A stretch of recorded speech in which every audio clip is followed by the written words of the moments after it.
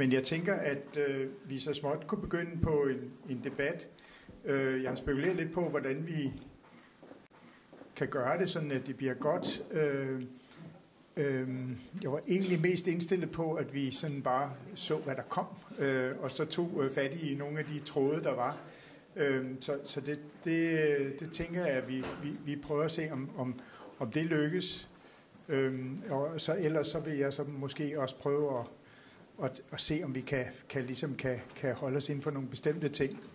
Og så tænker jeg, at vi ved afslutningen af debatten, så tror jeg lige, at vores oplægsholdere måske også lige skulle have mulighed for at give en lille replik, sådan at vi kunne få sluttet af på den måde også. Er der en, der har lyst til at lægge for med et spørgsmål, eller noget, som det fører med sig, når I har hørt det i dag? Det plejer altid at være svært lige at komme i gang, men hvad siger I?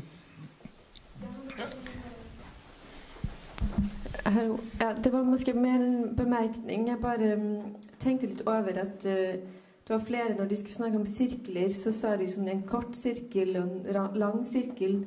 Og det er jo egentlig nogle ord man bruger at beskrive en linje. Når man snakker om cirkler, så er det mere sådan, måske en lille cirkel eller en stor cirkel.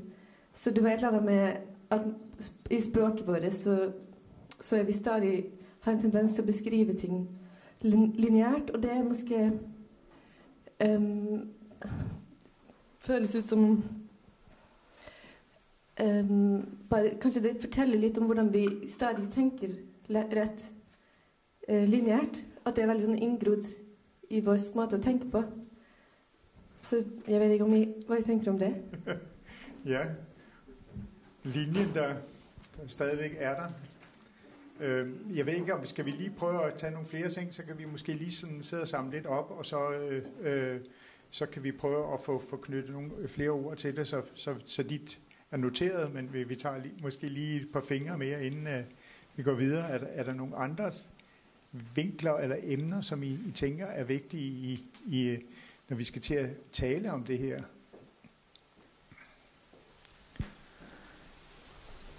Ja.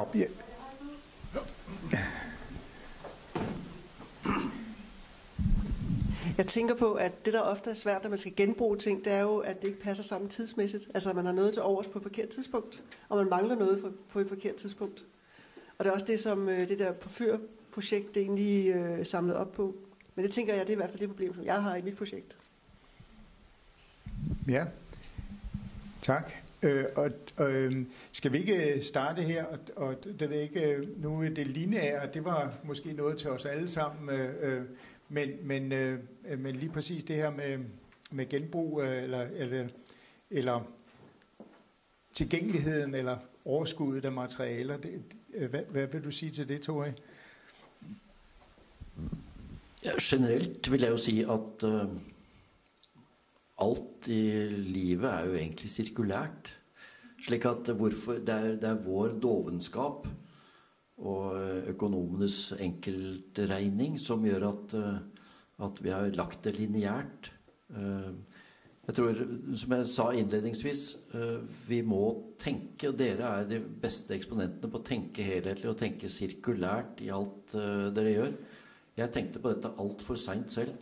Nå blir man litt filosofisk, men det er først i voksen alder jeg skjønner at det går jo ikke an å bare tenke lineært. Vil du si noe om sirkularitet?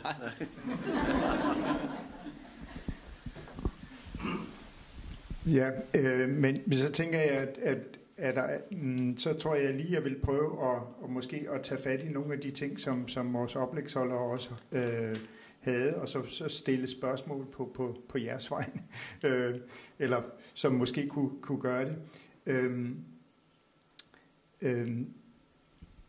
Katrine, du havde en fortælling om at gøre noget ved havet, han har sagt, og de forhold, der er i havet, som jo måske er lidt uden for landskabsarkitekters comfort zone, men altså den måde, som du har gået til havet på, kan du se sådan nogle paralleller til andre steder, hvor man også kunne have tilsvarende tilgang til det. Altså, er det altså, du pegede på værdien af havet, og du pegede på få isoleret nogle af de der problemstillinger, hvordan torskens sexliv skulle fungere, og sådan, kan vi overføre det til andre steder? Ja, jeg tror, det er lige meget, hvis det er torsk, vi snakker om, eller insekter. Så jeg tror, at det samme princip gælder for både havet og også for landskab. Og vi har begyndt i Holland at sige seascapes, for eksempel, for at koble havet sammen med landskab, fordi det er også et andet sted, hvor vi skal tænke om biodiversitet. Selvom det måske ikke tænkt så meget som en landskab. Og jeg har begyndt at sige det mere og mere i forskning, også her i Danmark med Sue Yu's Urban Seascaping PhD thesis, hvor hun har tænkt at måske bringe vandet ind i Vejle Kommune og bruge gaderne til at plante alger og ting for at hjælpe med stormfloden. Så jeg tænker, at vi kan lege med det her princip at tænke med hensyn til cirkularitet. Er der noget materialer, der findes, som kunne bruges til at hjælpe biodiversitet og naturgenopretning, og bruge det i stedet for måske beton eller det, vi plejer at bruge, som har måske bedre forhold til miljøet. Så jeg håber på det. Jeg kan da lige knytte en kommentar til det med, det er lidt uden for mit felt, men jeg har hørt, at kystturismen i de 5 største danske byer omsætter lige så meget som det samlede danske landbrug.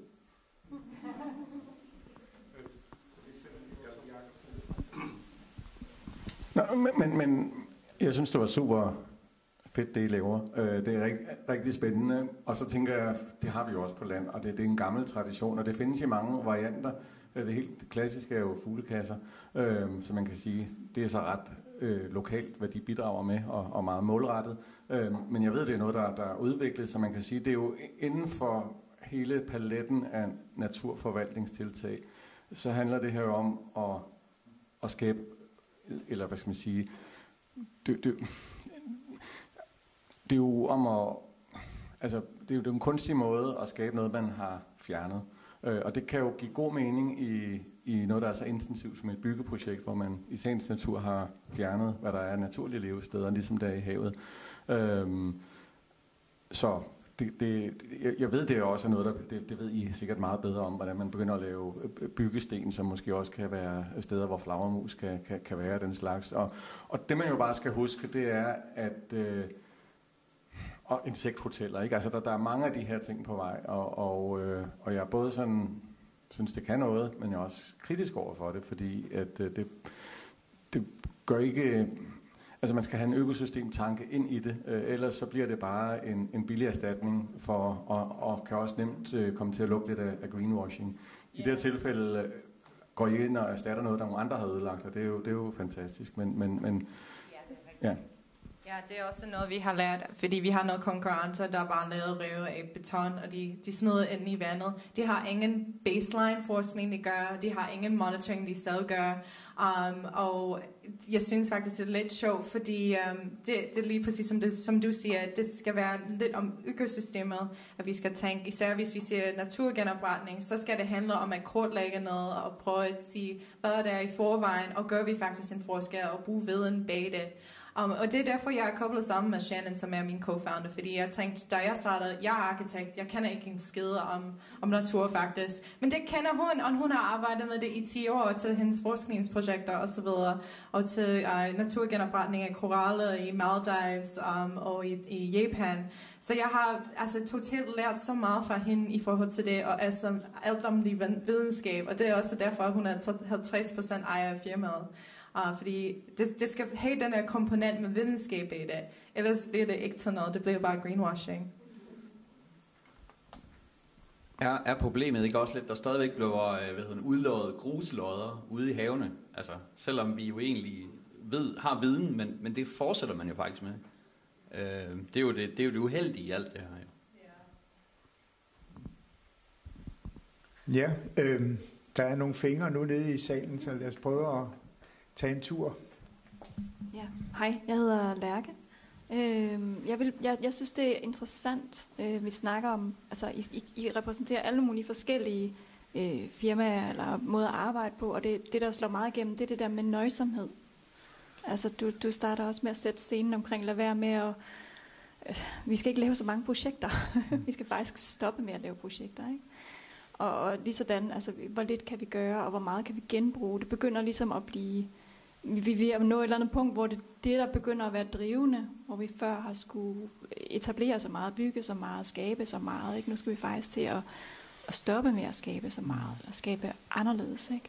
Lad det være, brug det igen, se hvordan vi arbejder med materialerne. Og jeg synes egentlig, det er interessant, måske, jeg ved ikke, om I kan tale om det, eller fortælle om det, men der er nogle brancher, der er ved at ændre sig. Der kommer noget ny efterspørgsel, og det tænker jeg egentlig, at I er nogle fyrtårne, der viser, og altså, hvordan er jeres oplevelser af det? Hvad er det, der sker? Hvad er det, der bliver efterspurgt? Hvordan forandrer det sig? Altså, og det kan jo være forskelligt måske. Hvad sker der, hvis vi bliver nøjsomme? Er der nogen, der har lyst til at svare på det? Eller sige noget om det? Ja, jeg tror det er klokt at være nøjsom, både i projektene og i livet. For å igjen bli litt filosofisk, vi har jo forbrukt mesteparten av kloden allerede. Og den erkjennelsen må vi ta til oss. Når det gjelder prosjektutvikling, så er jo historien full av grandiose prosjekter som har startet ikke i det små, som Katrin driver med, men i det store. Og fellesnevneren for dem er at de lanseres spektakulært, og svært ofte så feiler de spektakulært også. Fordi man glemmer den læringsmessige effekten av det.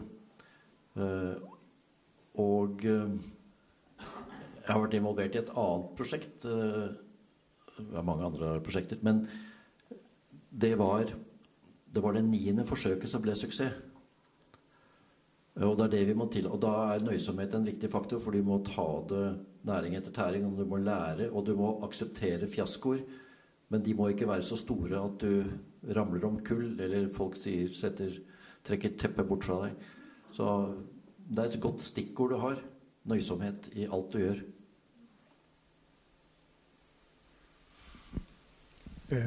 En af de ting, som har været diskuteret meget, også inden for arkitekturen, det er, at den forandring, der skal ske, den også betyder, at der måske bliver nogle andre æstetiske værdier. Og der kan man så sige, at det ikke at gøre noget, har det også et æstetisk udtryk.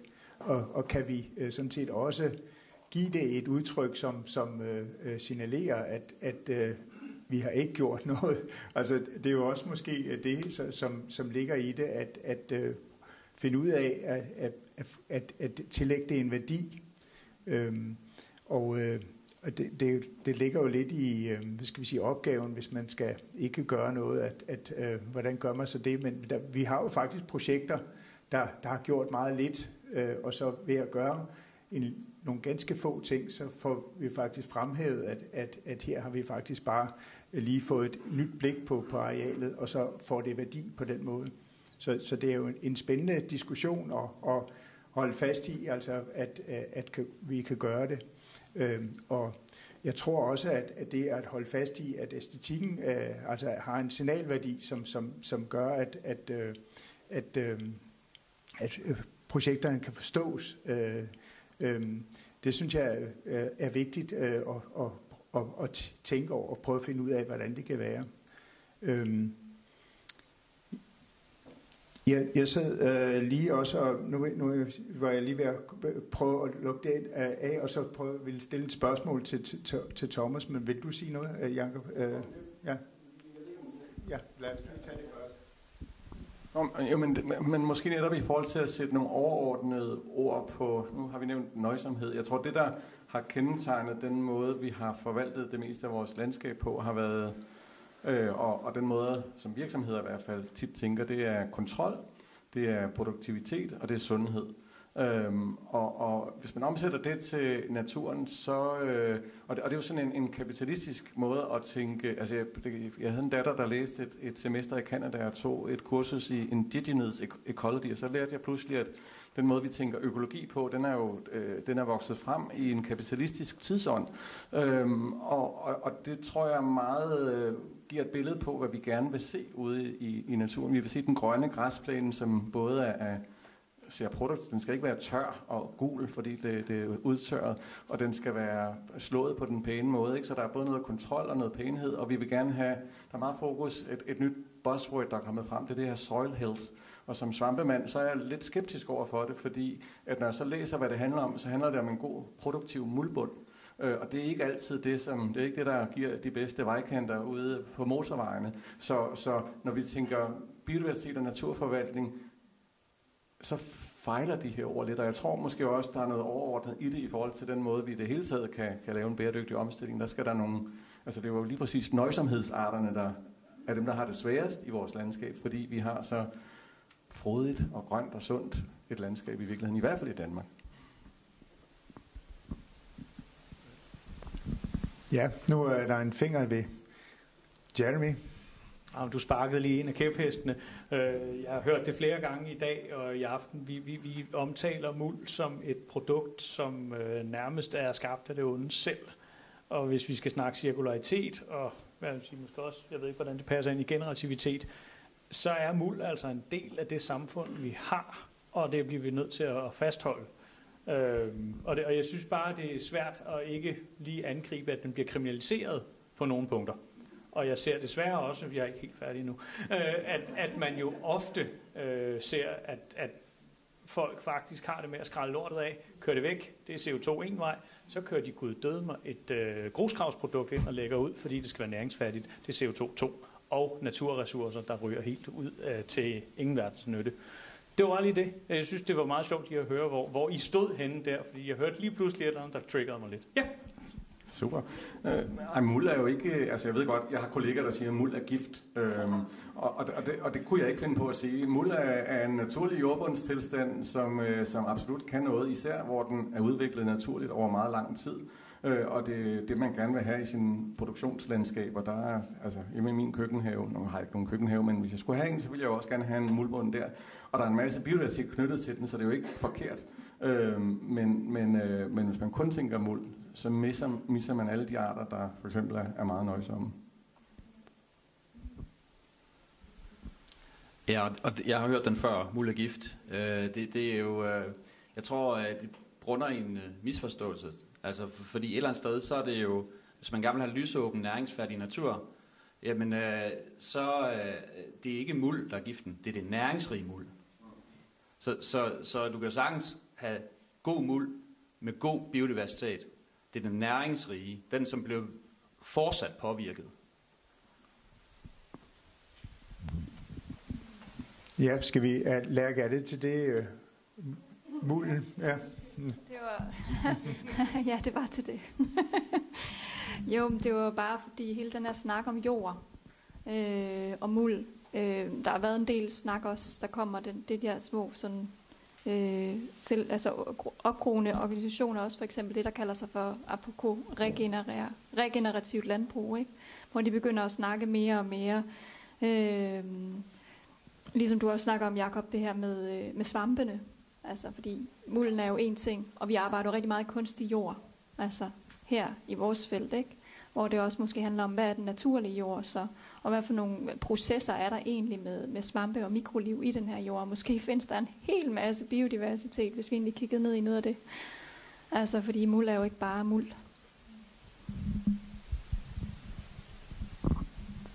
Det er måske lidt sjovt, men jeg har faktisk sammenlignet det med vores projekter, fordi nogle gange folk synes, at havet er dødt, fordi det har sandbund. Men det er det faktisk ikke, fordi sand har sin egen økosystem, også med mikrobiologi og ting. Så når det handler om at sætte rev ned på sand, det handler om, har der været sten der før, og så skal man undersøge, er det en god idé at gøre det, fordi hvis vi bringer noget sten ind, eller noget ny rev ind, vi kommer til at lave en ny økosystem. Så det er faktisk lidt det samme også i min felt, at vi skal hele tiden tænke om det, er det den rigtige løsning her, eller er det fordi vi forventer noget. Og det er også noget, jeg selv har lært, fordi jeg var ikke opmærksom på det som arkitekt. Men jeg synes også, at det er virkelig spændende at tænke på den måde. Ja. Ja, Jeremy. Vi er da ikke færdige med jord. Nej, det var lidt i tilknytning til det der, altså fordi vi har jo, og det er noget vi også har debatteret i det store udland, fordi Danmark og sikkert heller ikke Norge står ikke alene med at have glemt en lille detalje, når vi nu snakker biodiversitet og alt muligt andet. Vi er rigtig gode til at se på overfladen, og vi glemmer faktisk at kigge nedad, og det bliver super vigtigt, at vi også får den dimension med. Det kan jeg jo ikke sige, at der kommer et webinar til foråret, men det er om lang tid, om lige præcis jord, og hvordan man egentlig kan gøre ting med det. Men det er altså super vigtigt, at man kigger nedad, og ikke bare husker, at træer skal gødes fra oven. Hvis ikke de har regnorm fra neden, så bliver der ikke nogen omsætning. Men det er godt at høre, at I ikke er i modstander af muld. Jeg kunne bare godt tænke mig, at vi fik afledt det der med at hælde grus ud på overfladerne. Ja.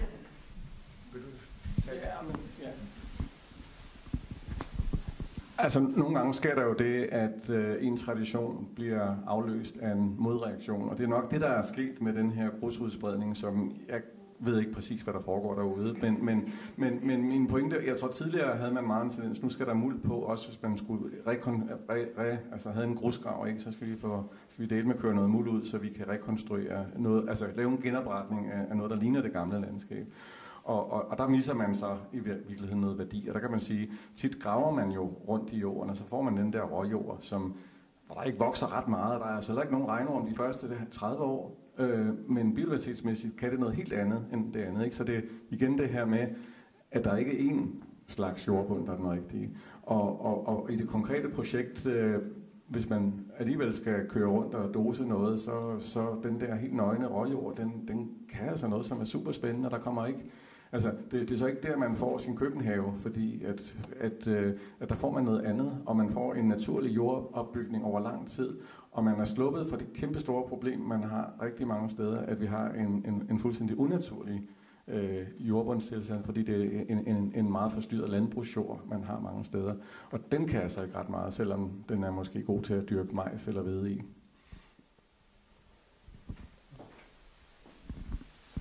Ja, der er 2 fingre, Tina og Peter bagefter. Jamen, jeg vil også gerne knytte en kommentar til det her. Jeg tænker, at måske det handler om også det her med, at vi er i en brydningstid i den her byggebranche. Og nu har vi sådan på en eller anden måde fået opfattet det her med, at næringsfattig jord, det kan altså noget, og der bliver tit stillet lighedstegn med, at har man næringsfattig jord, så er det lige med biodiversitet. Måske skal man også bare erkende, at vi kan ikke alting i vores projekter i byerne, og i byerne handler det i høj grad med hensyn til biodiversitet om formidling og kommunikation. Så måske skal man i højere grad se på, hvad er det for noget jord, man har i sit projekt, og kan man genbruge noget af det. Det vil sige, har man nogle projekter, hvor der er et muldlag ovenpå den dejlige råjord, som vi heldigvis også arbejder med, så er det måske bedre værd at sige, så putter vi det der muld i depot, så kører vi tilbage, og så bruger vi, så etablerer vi noget beplantning, eller lader det komme af sig selv, og så må de arter, der trives i den her muld, så må de kunne gøre det her. Og der vil jeg våge påstå, måske med lidt hjælp i form af assisteret spredning af planter, vil man kunne få nogle gode plantesamfund også, op med masser af blomsterressourcer og i virkeligheden masser af levesteder. Så jeg tror også, det handler om det her med, at vi sidder som arkitekter og har mega travlt til hverdag, og man prøver, og man vil skide gerne, men man plukker et eller andet, man lige har hørt, og man er måske ikke helt på hjemmebane. Og så bliver det bare til, så er det kun det eneste, der dur, det er det her næringsfattige. Og hvilket det også er, men jeg tror bare, at der er flere elementer, når vi arbejder i byerne.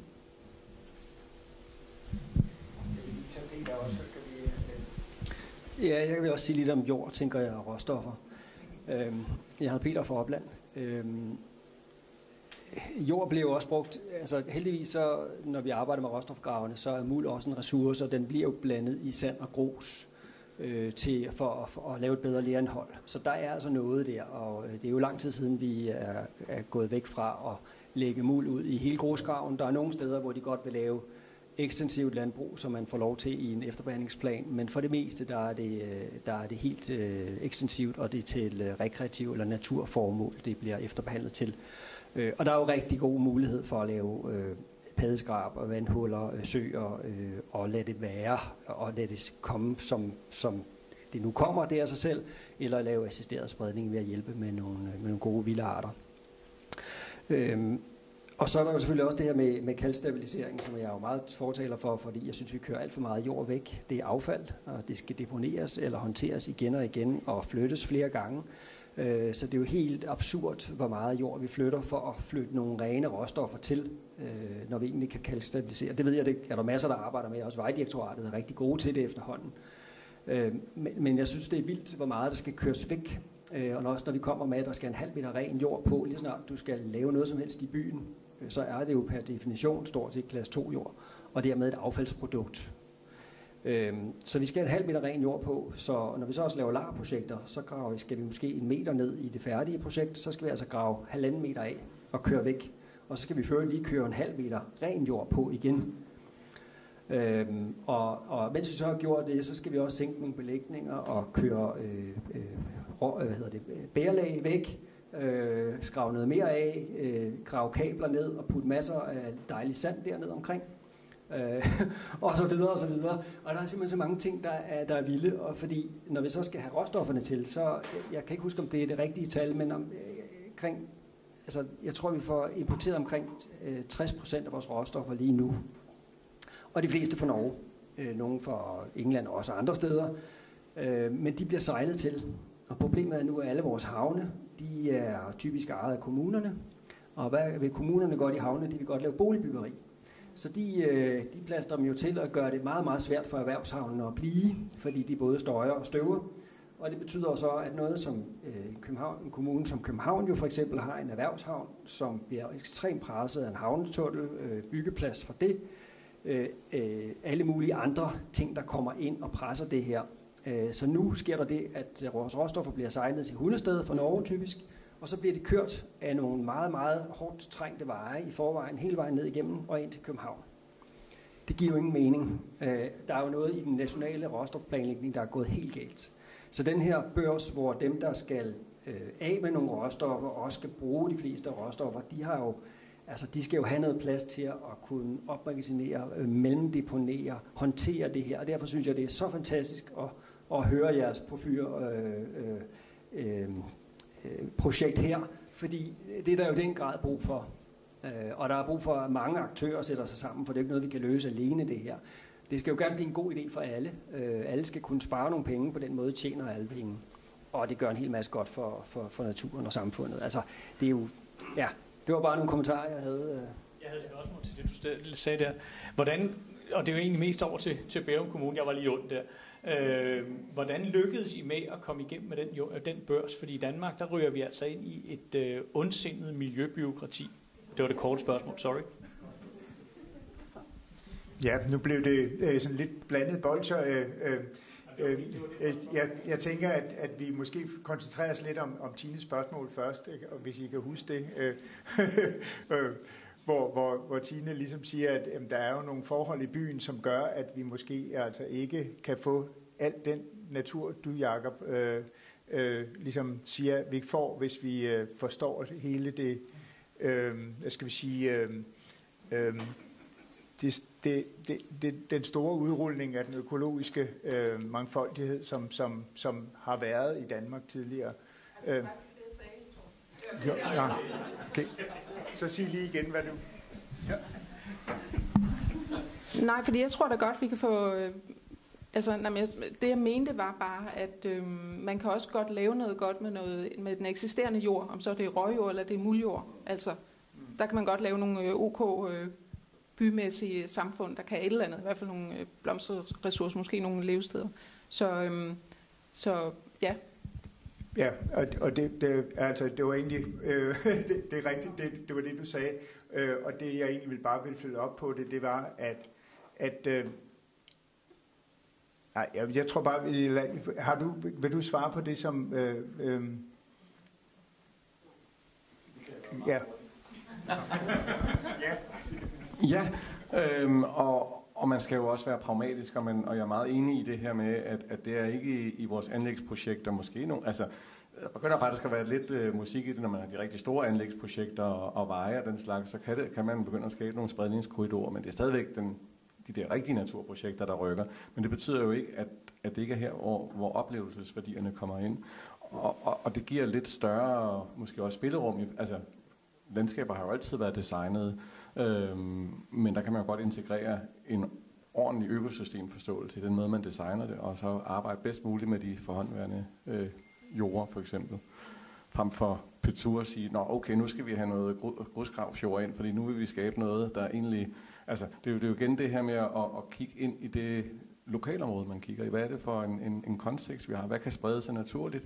Hvor kan vi måske høste nogle frø og forstærke et eller andet? Så man skal jo ikke skabe en... Altså, ude på Amager Fælled skal man jo spille med det, der er, og ikke tænke, nu skal vi lave et eller andet helt andet. Og så har man jo forsøgt at formidle natur i årevis, men man kan jo ligesom sige, det er jo først sådan virkelig, virkelig lykkes med hele befolkningen bagved i bynaturen. Og det betyder bare, at det er jo det har lykkes, og det er jo formidlingen i bynaturen. Så tingene hænger jo lidt sammen i den her samling. Vi har måske ikke siddet i dag og snakket om biodiversitet, hvis man ikke havde løftet det så hårdt i bynaturen. Så det synes jeg faktisk er den vigtigste del i det. Ja, det var en hvad skal vi sige, udflætning af noget af det, altså hvor vi har natur på flere forskellige niveauer, kan man sige, og den opgave, der er i byen. Hvis vi skulle vende tilbage til det, Peter Juhl snakker om, omkring nogle af de forhindringer, der er for at gøre det, man egentlig synes, man skulle gøre. Altså det er jo noget af det, der altså tit kommer til at ligesom at bremse noget, fordi at der kommer de her indvendinger. Så kan vi måske altså dels snakke om altså de konkrete ting, som Peter har snakket om, men hvordan kommer vi ellers omkring de umiddelbare hvad skal vi sige forhindringer eller altså negative hvad skal vi sige tilgange til stoffet, som stopper ting. Det tror jeg næsten alle har oplevet, og det er tit, når vi snakker sammen om det her, så ender det også tit med de diskussioner. Men det er jo vigtigt, at vi ligesom kan komme omkring det på en eller anden måde, og mit eget yndlingseksempel i øjeblikket, det når folk de begynder at snakke om alle de her ting, det er, da vi begyndte i Danmark at snakke om regnvandshåndtering. Vi havde et projekt på Københavns Universitet, der startede i 2007, og alle, når vi snakkede med folk rundt omkring, så sagde de, jamen det sker ikke, der er ikke noget. Og så lige pludselig i 2011, der fik vi en kæmpe regnskyld i København, og jeg vil sige i 2012 eller 13, der var alle med på at arbejde med regnvandshåndtering. Der var overhovedet ikke nogen problemer i at gå i gang med det. Og der altså alle havde ligesom taget det til sig i løbet af utrolig kort tid. Så jeg tænker, at vi snakker lidt om det samme her. Altså hvordan får vi omgået de der forskellige forhindringer, sådan at der rent faktisk kan ske nogle forandringer på det her område. Det var forfærdelig lang snak, men jeg tænker, Tori, du havde allerede lidt antydning af at tage fat i ting, man kunne lykkes med. Og vil du sige noget mere om det igen? Ja, en halvtimes tid. For det første så vil jeg anbefale dere alle å slutte å bruke det ordet. Bruk R-ordet i stedet for. Altså ikke tenk deponi, fy. Tenk ressurs. I det store kretsløpet er alt en ressurs for noe annet, i en eller annen form. Og det er det tankesettet vi må ha inn i hodet. Selv brennmaneter i havet er en ressurs for noe, i en helhet. Og deponi er det aller siste. Vi må ha et eller annet noen sted, men altså bare det mindsettet, som jeg også sa innledningsvis, jomfruelig sten som tas ut fra fjellet i en tunnel, betraktes som avfall. Det har ligget der i 800 millioner år, og så er det avfall det øyeblikk salven går. Det er jo helt meningsløst. Men regelverket er sånn. Og vi må påvirke regelverket. Så strategier for å lykkes, det er mange av dem. En god krise hjelper mye. Alltid bra. Anskueliggjøring av et stort volum, for eksempel, og konsekvensen av det, sånn som vi fikk. Vi brukte mye tid på det, for det ble veldig fysisk og visuelt, så da fikk vi politikerne på kroken. Det er et sånt annet punkt. Det tredje punktet er start i et hjørne hvor dere kan lykkes, og vis at det lykkes. Og dette lille prosjektet som ble mye større som jeg hadde på første slide, det ble veldig vellykket, og da blir man interessert i å være med på en suksess. Det fjerde er vær åpen om det som ikke lykkes, slik at ikke andre gjentar feil andre steder. Og det femte, hvis alt annet feiler, det er 2 ting jeg har slitt med gjennom disse 8 årene. Det ene er noe som heter Miljødirektoratet. Det er vårt eget direktorat, hvor det sitter mange nervøse jurister og forvalter et regelverk uten å ha kompetanse om hva som foregår. Kanskje det er noe samme her i dette landet også, av og til, noen steder. Men de forvalter jo, hvis ikke de har et regelverk, så titter de til EU, og så bruker de det. Og det gjør det ikke noe bedre. Så der gikk vi rett og slett sammen i denne store gruppen som jeg beskrev, og sier, nå setter vi oss ned, og så bringer vi all vår kompetanse inn for å vise at det våre erfaringsdatoer sier noe helt annet. Så vi samlet alle rådgivende firmaer i landet og bli enige om noen prinsipper og våre erfaringer og våre målinger og sånn, så alle kunne si det samme. Miljødirektoratet ville ikke være med på det, for vi utfordrer dem jo, men vi setter prosesser i bevegelse. Og det ser jeg har skjedd. Og nå må de selv gjøre disse vurderingene. Det er fint, da skal de gjøre det selv. Vi har resultatene allerede. Men altså, vi må tvinge opp nye prosesser for å få til disse endringene. Det eneste jeg ikke har klart i løpet av 6 år, det er å prøve å få togavdelingen og veiavdelingen i Samferdselsdepartementet til å snakke sammen. De gjør akkurat det samme ved siden av hverandre, men de snakker ikke sammen. Det har vært sine budsjett. Der sviktet jeg, beklager, men man må prøve det også. Ja, vi skal lige høre, er der andre i panelet, der vil snakke lidt om omgå de der forhindringer, som man hører om, eller som man oplever? Ja. Ja, det er også noget, jeg har oplevet som arkitekt, at byherrer har ikke lyst til at investere i udviklingsprojekter, hvis man skal starte helt ny med en ny proces. De har ikke lyst til at betale for det, fordi de aner ikke, hvor meget det kommer til at koste, og der er lidt den der risiko, de er bange for. Så det er derfor, jeg besluttede, at jeg tager den penge fra Studio Kathleen Larsen, at jeg vil gerne investere det i Reef Circular, og til sidst har jeg investeret 500.000 af mine egen penge i det her firma, fordi da vi startede, der var ingen, der troede på os. Vi fik ingen soft funding for det første år, så det var kun den penge fra min studio, der fik det til at lykkes. Og nu står vi ved 2 millioner i penge i soft funding til Reef Circular. Men det var for vores egen blod, sved og tårer som et firma, at vi har noget af det. Og jeg tror på, at hvis andre tror på, at de kan skabe noget, de skal bare tænke på den måde, at vi skal bare investere i vores selv. Fordi hvis vi ikke starter, så kommer der ikke andre, der kommer til at redde det. Vi skal bare gøre det selv og prøve at finde andre, der har lyst til at hjælpe. Og hvis vi tænker på den måde, så kan vi måske gøre en forskel sammen, tror jeg. Ja, økonomien er jo stadigvæk en stor driver. Så man kan sige, at der er jo ikke nogen bygherre, der kan sige nej til et tiltag, som giver besparelser. Så hvis man tør læne sig ind i og kvalificere og kapitalisere de tiltag, så en udpegning af dem først, så er man i gang. Ja, nu er der nogle fingre nede bagved. Skal vi tage en runde? Ja, undskyld. Men for mig virker det, som den norske herre siger så åbenlyst, naivt, simpelt, at i stedet for at køre al jorden ud og køre jomfruelige grusmaterialer ind, så må det da være billigere at genbruge på stedet. Så den her økonomiske debat, der hele tiden kører, den må vi udfordre lidt. Ja. Lærke, havde du en hånd også før? Ja, men de får jo også lov. Simon får også lov.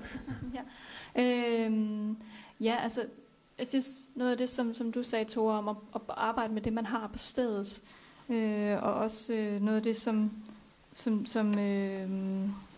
hvad var det nu?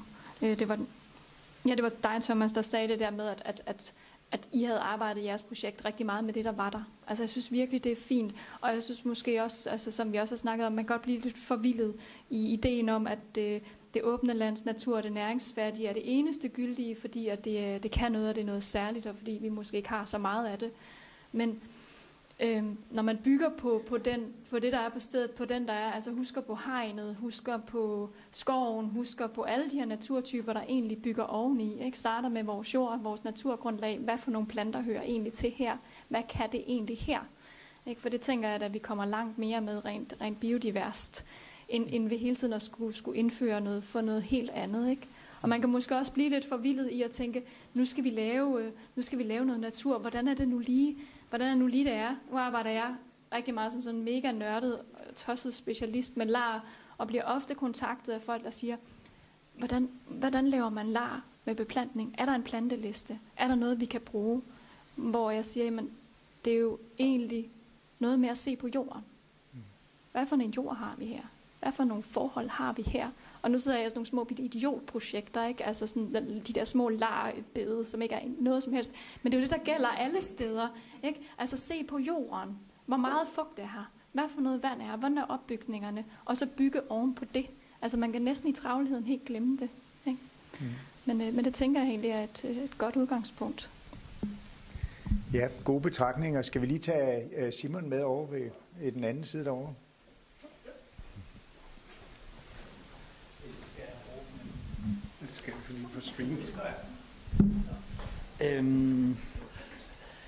Torben, du snød lidt, da du sagde, at det var regnvejret, der fik fokus på regnvand.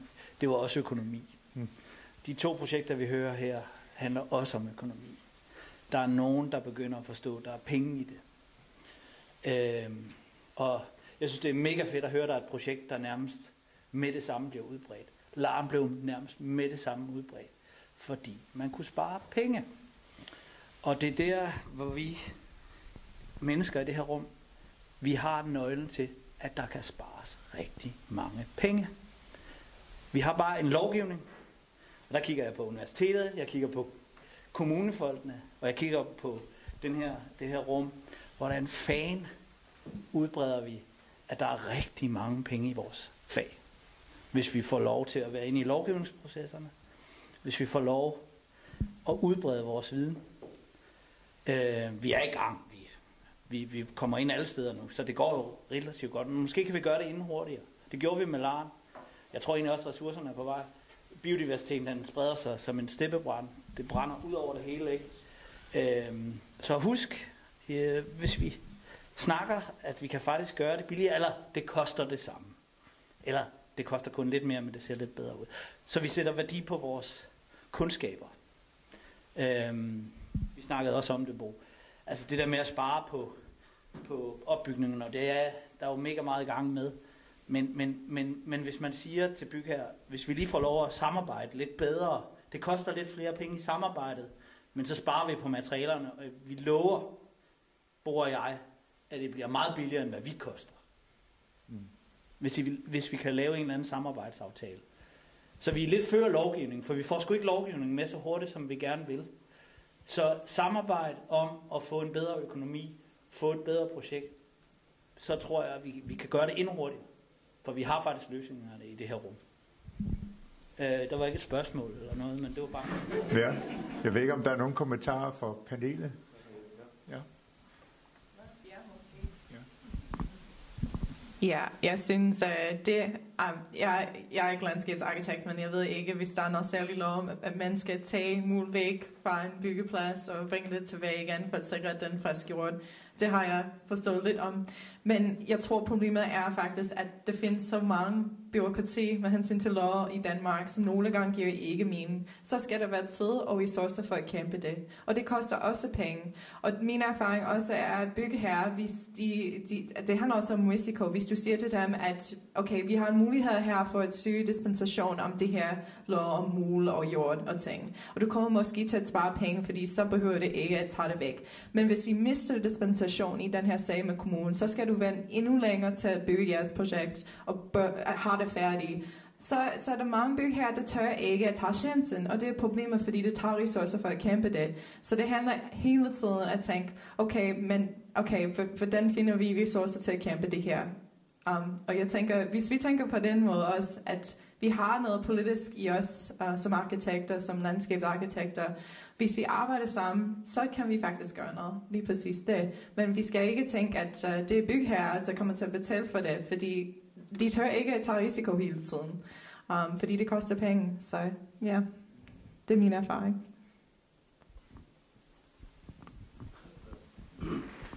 Jeg vil gjerne knytte en liten kommentar til akkurat det med økonomi, og tilbake i venstre sving her. Vi kunne lett vise at det var veldig store besparelser i tid og kostnader ved å innføre en løsning som vi har fått til. Jeg har et tips til dere alle landskapsarkitekter for et hvert nytt prosjekt. Når dere planlegger et prosjekt, den store problemet i Norge er at man setter av for lite midlertidige anleggsområder, hvis det er en tydelig betegnelse. Man sprer det inn fordi man må betale litt leie, og det er vanskelig, og vi nærmer oss en skog og sånne ting. Hvis man tillater seg å argumentere for å sette av litt mer plass, så har man både muligheten til å gjenbruke mye mer, for at man får mer plass til mellomlagring, som er helt nødvendig lokalt, og kanskje et lite knuseverk eller et sikteverk eller noe sånt. Og tilleggsargumentet er at hvis dere finner da et dårlig næringsgrunnlag eller et dårlig jordgrunnlag som dere kan bruke midlertidig, så kan dere foredle det som en del av denne prosessen.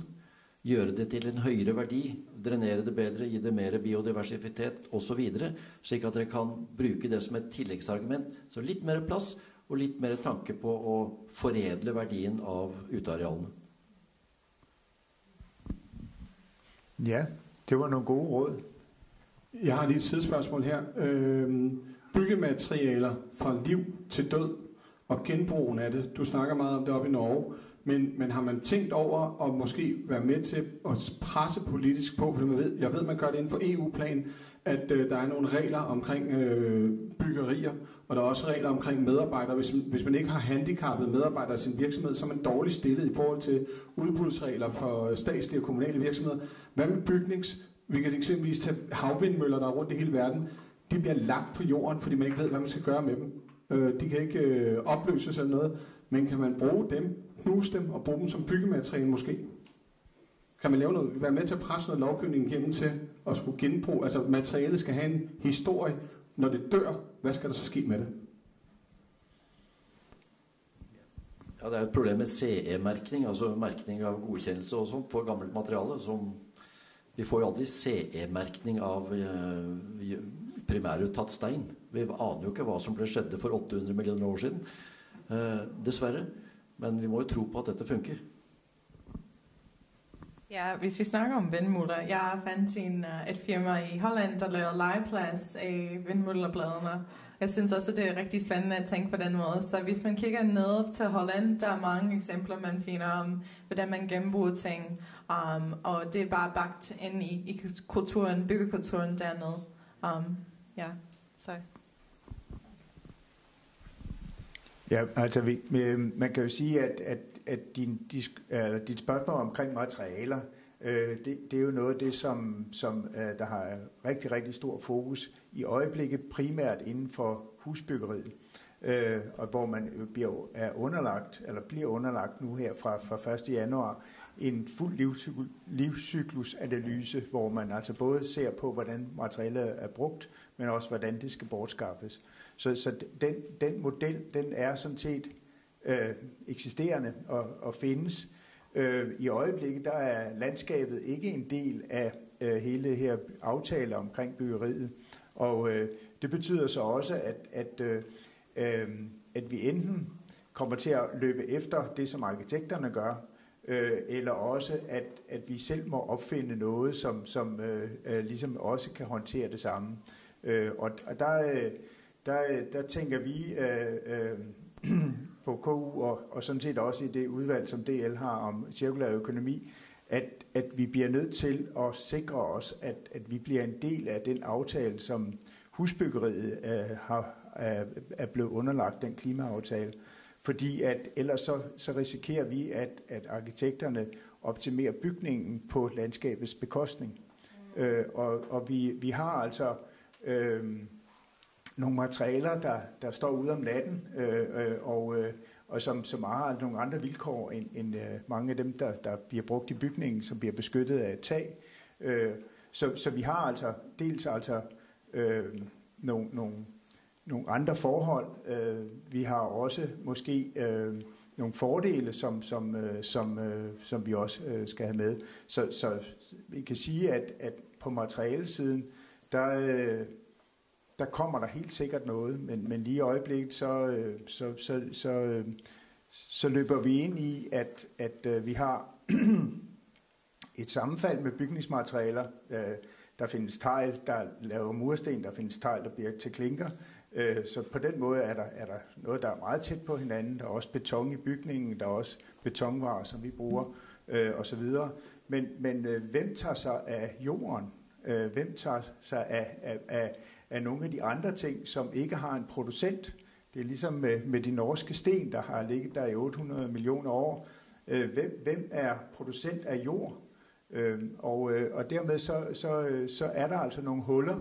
Så derfor så er det min klare overbevisning, at vi bliver simpelthen nødt til at blive en del af det her, og også konfrontere de andre med nogle af de ting, som det system, der nu måske kommer til at fungere for bygningen, også kan komme til at fungere for landskabet. Ellers så bliver det nærmest meningsløst noget af det, vi går og laver, hvis vi skal ramme den måde, som bygningen er tænkt på. Så der er mange ting i gang, og vi har svært ved at adressere det hele, fordi at vi er sådan in between mange af de her ting. Ja.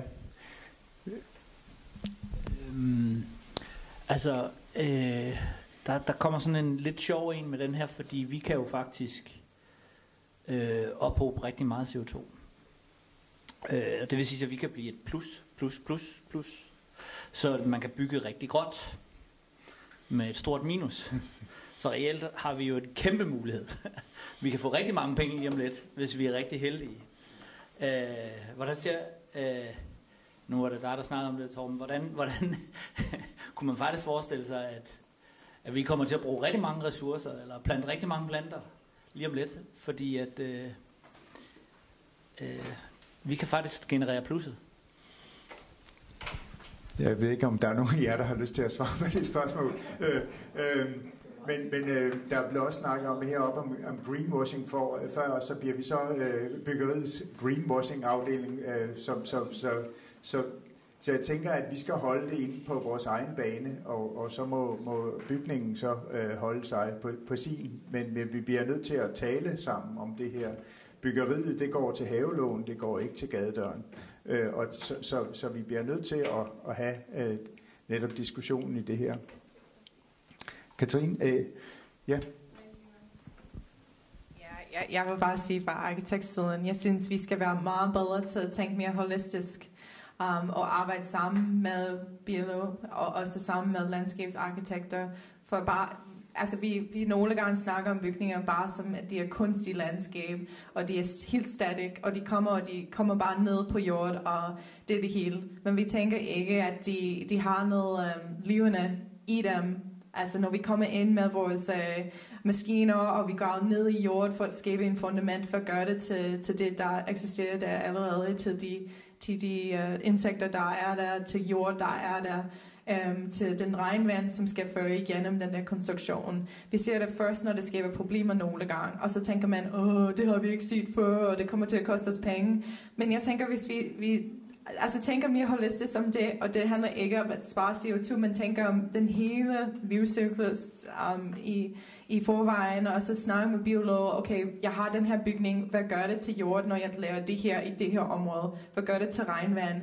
Altså, hvis vi begynder at spørge mere om det, og arbejde sammen med det, så tror jeg, at vi får måske meget bedre projekter i fremtiden, og måske bygger vi ikke, fordi vi tænker, at det her kommer til at skabe store problemer for det her område, med næringsstoffer og ting fra bygningen ned i regnvand for eksempel, fordi man bruger det her materiale eller noget andet.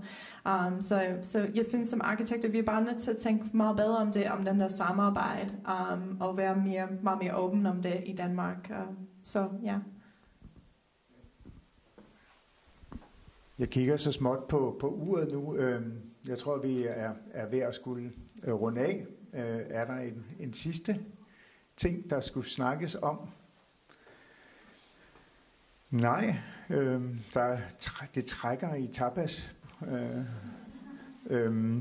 Godt, men det vil også ligne dig dårligt, Jeremy. Hvorfor skulle jeg have det sidste ord? Nej, når nu du kræver og siger sådan nogle ting, så kan man sige, nu snakkede du lige om livscyklusberegninger på byggematerialer til huse, og vi ved jo godt, at arkitekterne er langt. Det er jo klart, fordi det er nemt med et hus. Men vi har jo et opgør med nogle dogmer om at genanvende grusbærlag, så de ikke blot egentlig skal køres bort og være et restprodukt. Altså, vi har jo nogle bygherrer, der er nødt til at være modige og til at sige, jamen det ligger der, den vejkasse ligger der. Måske kan vi godt bare lægge den om og lige reprofilere den, og så gøre den klar til en ny belægning. Men hvis man, det er jo sådan nogle bygherrer, vi skal have fat i. Men vi skal egentlig også have fat i vores politikere, for hvis man kiggede på nogle af de fine plantelister, du havde med før, så savnede vi jo genindførelsen af birketræet, pilen og poplen i det danske landskab. Hvor kommer vi hen med den der succession og den der større artsrigdom, når vores politikere faktisk har sagt nej tak til de træer? De fleste kommuner i Danmark har sagt nej tak til birketræet på grund af Astma- og Allergiforbundet. Og det er noget, der foregik i 90'erne. Det giver selvfølgelig en vis mening. Nej, det gør ikke. Nej, okay.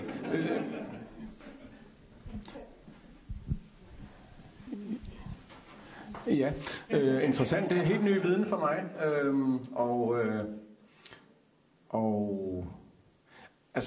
Og det er jo også fordi at tage den her kulstoflæringspotentiale. Det er jo ikke fordi det ikke er der. Jeg ved ikke hvor stort det er. Jeg tror ikke rigtigt der er nogen der ved hvor stort et kulstoflæringspotentiale der er. Men jeg sidder jo og tænker, noget vi ikke har snakket så meget om, det er jo så vand og især de her regnvandsproblemer vi har. Og jeg ved det er super kompliceret, men at give plads til naturlige vådområder, det er jo i hvert fald et sted hvor der på lang sigt bliver lagret noget kulstof. Der er nogle problemer med noget metan og noget lattergas, som især hvis det er fluktuerende vand. Men ellers er det jo, hvad skal man sige, altså mange af de her pionerarter, som enten kan etablere sig selv, eller man måske kunne arbejde mere med ved plantning, så må man forholde sig til de her allergiproblemer. De vokser jo hurtigt, så de er jo ret hurtige til at suge kulstof ud af atmosfæren, og de har også den fordel, at de ikke lever så længe.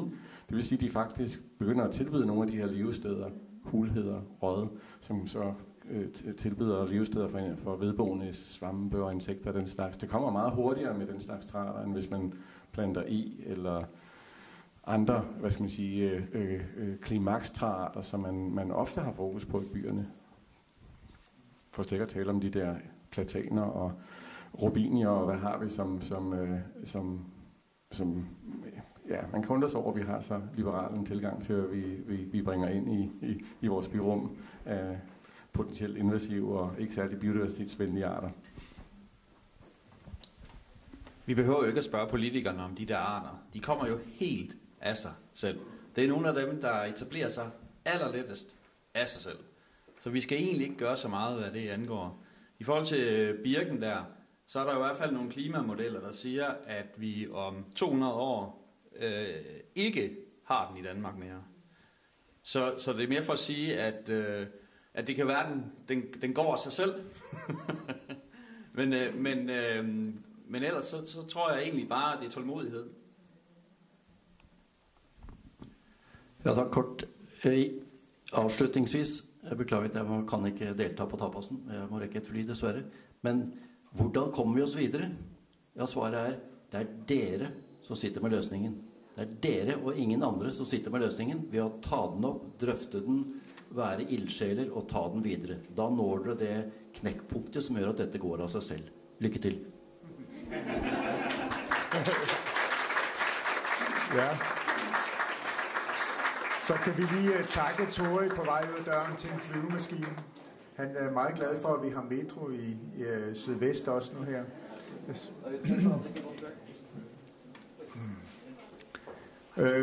Jeg tror også, vi skal så runde af nu og gøre det på den måde, at jeg først vil takke panelet. Det var nogle fantastisk levende og spændende indlæg. Vi har aftalt, at det skulle være 6 minutter. Det blev lidt mere, og det var også fantastisk. I havde så meget på hjertet, så det fyldte det rigtig godt ud. Så tak for det. Og så tænker jeg, at vi sådan set skal runde dagen af på den måde, og så vil jeg til sidst lige give ord til Emilie fra debatudvalget. Men jeg tænker, at det som Tore lige siger, at bolden nok i høj grad ligger i vores egen hænder, eller hvor det nu ligger henne på kroppen. Og jeg tror, at noget af det, som vi forhåbentlig kan komme til at se i løbet af en meget kort periode, det er nogle retninger, som er værd at gå i, som også baner vejen for noget andet. Men jeg er også ret overbevist om, at hvis vi skal have nogle markante ændringer, så bliver vi også nødt til at gøre det gennem projekter. Vi kan ikke snakke om det. Vi kan ikke bare sidde stille på en stol og forestille os det. Vi bliver nødt til at gøre noget. Og så mange af de idéer, der er rundt omkring, det kunne være rigtig, rigtig spændende at begynde at få dem samlet sammen, og måske også at prøve at sige, hey, der er faktisk mange, der har fat i noget her, og der er også nogen, der har fat i noget der. Og så på den måde også kunne hjælpe hinanden til at pege på, at det er ikke kun mig, der har fået den her lille idé. Vi er faktisk mange, der gerne vil gå den her vej, og så måske gøre noget af det, som der er. Jeg kan afsløre, at vi på universitetet sammen med den her gruppe for cirkulær økonomi i de sidste 2 år har prøvet at få et projekt op at køre, hvor vi netop gerne vil lave sådan et call, hvor vi siger til jer, kom med nogle af jeres idéer, kom med nogle eksempler på noget, de har lavet. Lad os så samle dem, prøve at kuratere dem lidt, og måske så holde en workshop, en konference, hvor vi fortæller om nogle af de her ting, og så måske også få det samlet op i katalog, en eller anden form for formidling, så andre også kan se, hvad det egentlig er for nogle muligheder, der ligger i vores branche. Så det håber jeg, at I er med på og vil være med til. Vi regner med, at vi her i november måned faktisk kan sende sådan et call ud og være med, altså prøve at få samlet noget sammen, som vi alle sammen kan tage som et afsæt til at vise, hvad det er for nogle tanker, der er, og hvilke muligheder vi ser og I ser i det her arbejde. Det kan være store ting og små ting, men det, at vi gør det sammen, det er noget af det, der skal ske. Mange af de forhindringer, vi hører om, det er jo forhindringer, der er nemme det er nemt at standse os, når det er sådan små strøidéer, men hvis det bliver mainstream, så bliver det meget, meget sværere at sige, at det ikke kan lade sig gøre. Og det har vi jo set med nogle af de andre ting, vi har snakket om i dag også, for eksempel LAR, at lige pludselig var der mange ting, der godt kunne lade sig gøre, fordi det simpelthen var en nødvendighed at gøre noget ved det. Og lurer mig, om der ikke er andre eksempler, som vi kan hente frem, også af tilsvarende art. Så det håber I vil være med til, og det er i hvert fald den måde, som jeg tænker, at sådan nogle ting som sådan et debatmøde her, kan være med til også at varme op omkring, sådan vi får det. Vi har jo fat i rigtig, rigtig mange ting, og bredden på de indlæg, vi har haft i dag, har jo været, netop som jeg sagde i starten, også enormt bredt. Og det, der jo egentlig er karakteristisk for mange af de landskabsprojekter, vi ser, som lykkes, det er jo at evnen til at kombinere mange af de her ting, så vi ikke bare snakker om biodiversitet, eller spare på ressourcer, eller gøre meget mindre, men vi faktisk dermed kan få en hel masse ting til at spille sammen på en gang. Så det håber jeg, at det bliver løsningen på, eller resultatet af de anstrengelser, vi laver i dag og på andre tidspunkter i den kommende fremtid. Så det var min afrunding af debatten. Tak for mange gode spørgsmål. Og så vil jeg bare give ordet til dig, Emilie, som næsten kan rejse op. Jamen, tusind tak, fordi I kom. Det er vi meget glade for. I programmet står der, at vi skal meditere. Men vores meditationsmediator er gået i trance. Så jeg vil råde jer til at meditere sammen over debatten, og måske et ord, der ikke er blevet sagt i hele debatten, etik. Kan de der kanadiske indigenous og kapitalisterne samle sin etik? Et etikbegreb. Eller I kan også bare snakke. Det tænker jeg, I godt kan. Torben, du skal lige komme herover. Vi har bare en lille bit ekstra gave her til jer. Eller ekstra gave, kan man måske ikke sige. Ups. Det er genoptrykket af C.T. Sørensens 39 haveplaner. Måske til inspiration.